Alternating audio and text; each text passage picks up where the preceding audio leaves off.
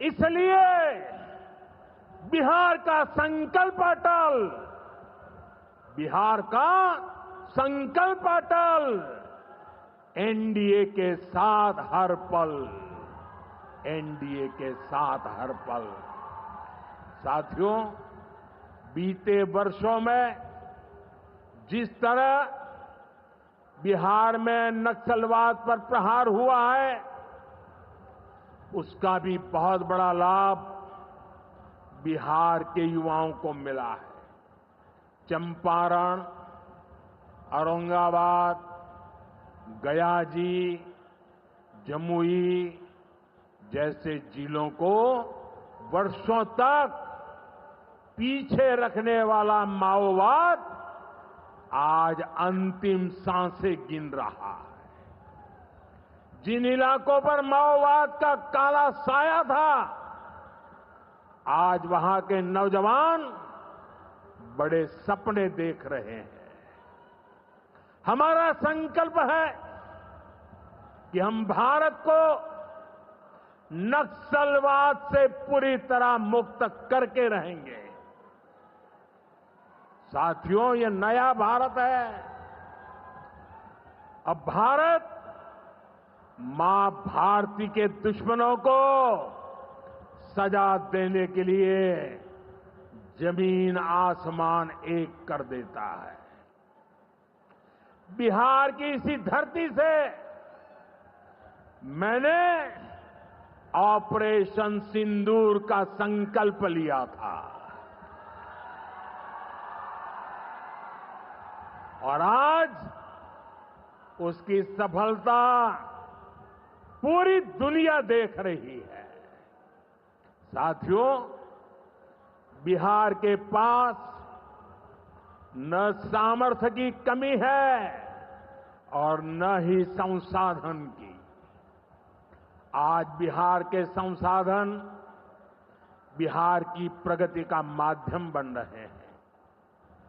आप देखिए, एनडीए सरकार के प्रयासों के बाद से ही मखाना की कीमतें कितनी बढ़ी हैं, क्योंकि हमने यहां के मखाना किसानों को बड़े बाजार से जोड़ा।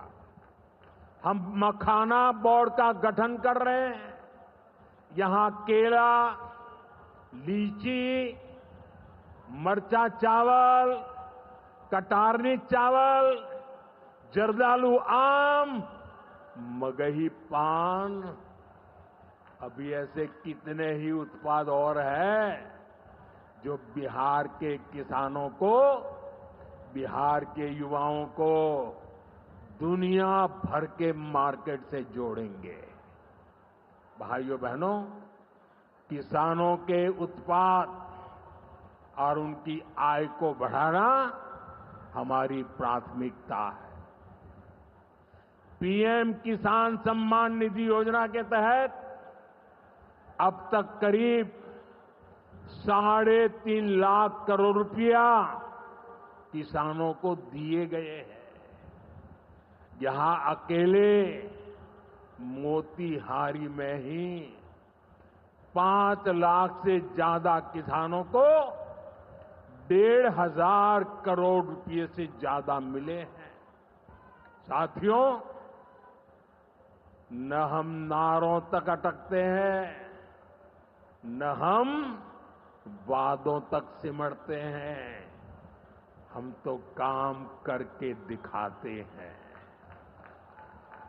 जब हम कहते हैं कि हम पिछड़ों, अति पिछड़ों के लिए निरंतर काम कर रहे हैं, तो ये हमारी नीतियों में भी, निर्णयों में भी नजर आता है।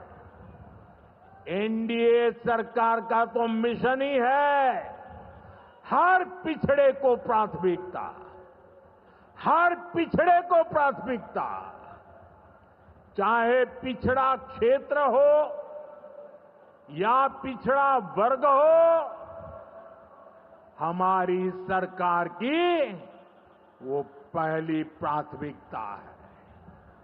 दशकों तक हमारे देश में 110 से ज्यादा जिलों को पिछड़ा कहकर छोड़ दिया गया था। वो जाने, उनका नसीब जाने, ये हाल कर दिया था।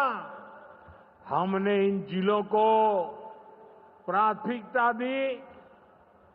पिछड़े जिले के बजाय उन्हें आकांक्षी जिला बनाकर इनका विकास किया, यानी पिछड़े को प्राथमिकता। हमारे देश के सीमावर्ती गांवों को भी आखिरी गांव कहकर छोड़ दिया गया था। हमने इन आखिरी कहे जाने वाले गांवों को, वहां के विकास को प्राथमिकता दी और हमने नाम ही, व्याख्या ही बदल दी। वो आखिरी नहीं, वो देश का पहला गांव है, यानी पिछड़े को प्राथमिकता। दशकों तक हमारा ओबीसी समाज ओबीसी कमीशन को संवैधानिक दर्जा दिए जाने की मांग कर रहा था। ये काम भी हमारी ही सरकार ने किया। हमारे आदिवासी समाज में भी जो सबसे पिछड़े थे, सरकार ने उनके लिए जनमन योजना शुरू की।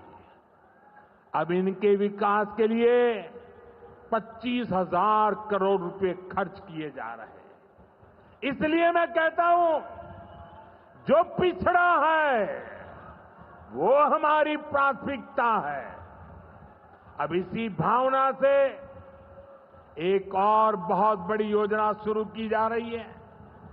2 दिन पहले ही केंद्रीय मंत्रिमंडल ने प्रधानमंत्री धन धान्य कृषि योजना को मंजूरी दी है।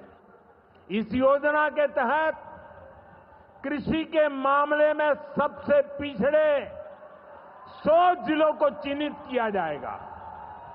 ये ऐसे जिले होंगे जहां खेती से जुड़ी संभावनाएं तो भरपूर है, लेकिन पैदावार और किसानों की आय के मामले में ये जिले अभी भी पीछे हैं। इन जिलों के किसानों को इस योजना के तहत प्राथमिकता देकर मदद दी जाएगी। यानी पिछड़े को प्राथमिकता। इसका सीधा लाभ देश के करीब 2.25 करोड़ किसानों को होगा और इसमें बहुत बड़ी संख्या मेरे बिहार के किसान भाई बहनों के रहने वाली है। साथियों, आज यहां रेल और सड़क से जुड़ी हजारों करोड़ रुपए की परियोजनाओं का उद्घाटन और शिलान्यास हुआ है। इन परियोजनाओं से बिहार के लोगों को बहुत सुविधा हो जाएगी। देश के अलग अलग रूट पर अमृत भारत एक्सप्रेस को हरी झंडी दिखाई गई है। मोतिहारी बापू धाम से दिल्ली आनंद विहार तक भी अब सीधे अमृत भारत एक्सप्रेस चलेगी। मोतिहारी रेलवे स्टेशन भी अब नए रूप में नई सुविधाओं के साथ तैयार हो रहा है। दरभंगा नरकटियागंज रेल लाइन का दोहरीकरण होने से यह रूट पर यात्रियों को बहुत सुविधा हो जाएगी। साथियों, चंपारण की धरती का जुड़ाव हमारी आस्था और संस्कृति से भी है। राम जानकी पथ मोतिहारी के 70 घाट, केसरिया, चकिया, मधुबन से होकर गुजरने वाला है। सीतामढ़ी से अयोध्या तक जो नई रेलवे लाइन तैयार हो रही है, उससे श्रद्धालु चंपारण से अयोध्या जाकर दर्शन कर सकेंगे। इन सारे प्रयासों का सबसे बड़ा लाभ है बिहार में कनेक्टिविटी और बेहतर होगी।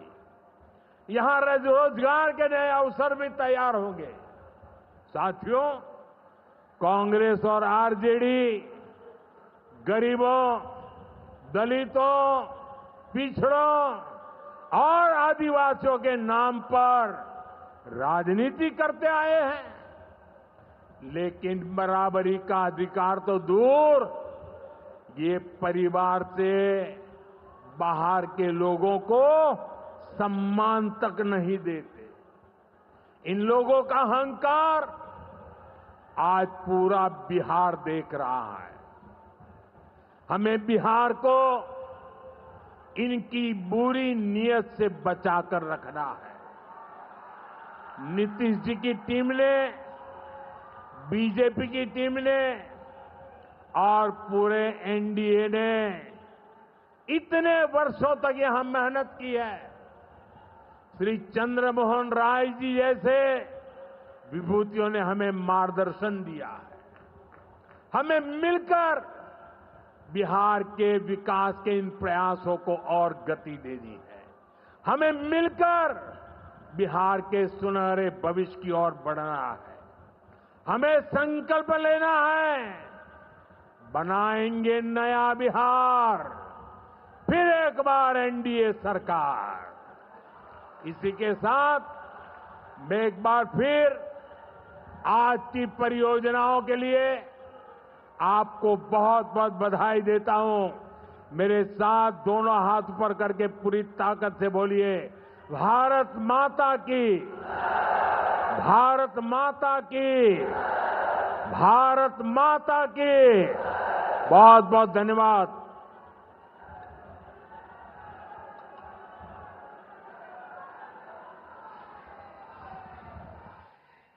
बहुत बहुत आभार माननीय प्रधानमंत्री महोदय। बिहार के विकास को एक नई गति प्रदान करने के लिए बहुत